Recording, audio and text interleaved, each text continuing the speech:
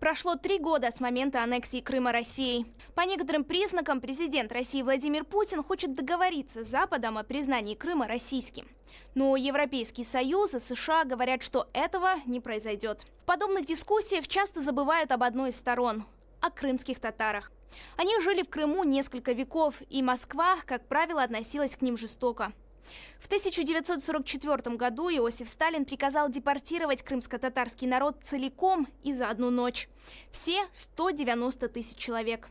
В кратком засекреченном документе, всего в 800 слов, Сталин обвинил целый народ в предательстве во время Второй мировой войны и приказал депортировать большинство крымских татар в Узбекистан, жить в спецпоселениях. Крымских татар загоняли в вагоны для скота. Около 8 тысяч человек погибли за 2 недели пути. Построить новую жизнь в чужой стране было невероятно сложно.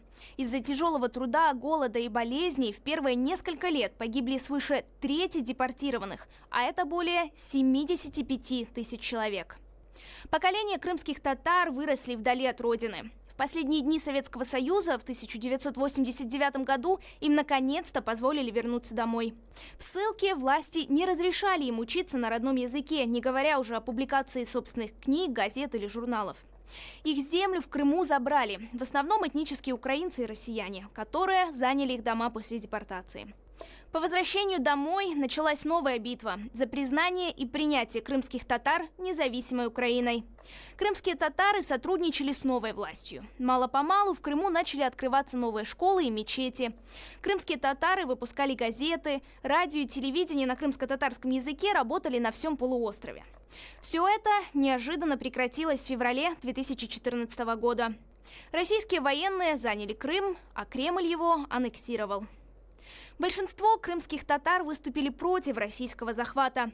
Некоторых преследовали и сажали в тюрьмы. Около 10 тысяч крымских татар решили покинуть Крым. Такая себе добровольная депортация 70 лет спустя. Крымско-татарская певица Джамала выиграла Евровидение 2016 с песней 1944 о депортации ее народа.